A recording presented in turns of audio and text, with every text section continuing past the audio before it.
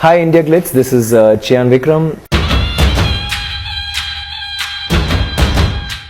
ரொம்ப வருஷமா ஒவ்வொரு படமும் நாங்கள் எப்போ சந்திப்போம், இந்த படம் பண்ணுறதுக்கு பேசுவோம், அப்புறம் ஏதாவது ஒவ்வொரு படத்துலேருந்தும் அதாவது நீங்கள் கேரக்டராக மாறல ஒவ்வொரு படத்துலேருந்தும் நடிச்சுட்டு வெளியே வரும்போது அந்த கேரக்டரோட பாதிப்போடே சில காலம் வாழ்ந்துட்டு இருக்கீங்க. இப்போ ராவணாவை முடிச்சுட்டு வந்துருக்கீங்க, இப்போ வீராவாக இருக்கீங்களா? ஆகினி நான் வீரா, அவ்வளோதான். அண்ட் அவங்களும் அதை உணர்னாங்கன்னு நினைக்கிறேன், நானும் அதை உணர்னேன். ஸோ நீங்கள் படத்தை பார்க்குற போது கண்டிப்பாக எங்கள் 3 பேருக்குள்ளே, அதான் நான் தேவா நடிக்கிற போது அது வந்து எனக்கு கண்டிப்பாக நாங்கள் எல்லாருமே ஜெயிச்ச மாதிரி ஒரு இது இருக்கும். கண்டிப்பாக Vairamuthu sir, Rahman sir, I think Santhosh Sivan, Manikandan, editing பெரிய ரெகக்னேஷனாக இருக்குது.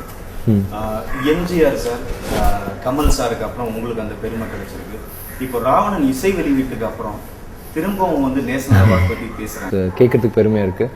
பட் எனக்கு நான் வந்து மணி சாரோட பண்ணும்போது ஜென்ரலாக ஒவ்வொரு இயக்குனரும் அவங்களோட செயல்படுற போது இட் வாஸ் நைஸ். எனக்கு ஆக்சுவலி நீங்கள் ஐஸ்வர்யா ராய் இல்லாமல் நீங்கள் வேறு யாராவது சொல்லியிருந்தா கூட லைக் ஐ வுட் சே எனக்கு நான் நடிக்கிற அந்த ஆர்டிஸ்ட் வந்து அது ஒரு பொண்ணாக இருக்கலாம். ஏன் எப்போவுமே எனக்கு பிடிச்ச விஷயம் வந்து கிராஸ் ஓவர் ஃபிலிம்ஸ் பண்ணோம், இல்லை இந்த ஆஸ்கருக்கு ட்ரை பண்ணுறது இல்லை, ஒரு இது ஆமாம் பித்தமா கொஞ்சம் இது வந்து என்ன ஆயிடுச்சுன்னா, ஏன்னா 2 கேரக்டரும் பண்ணதுனால கொஞ்சம் ரொம்ப பெரிய விஷயம் நீங்கள் சொன்ன மாதிரி.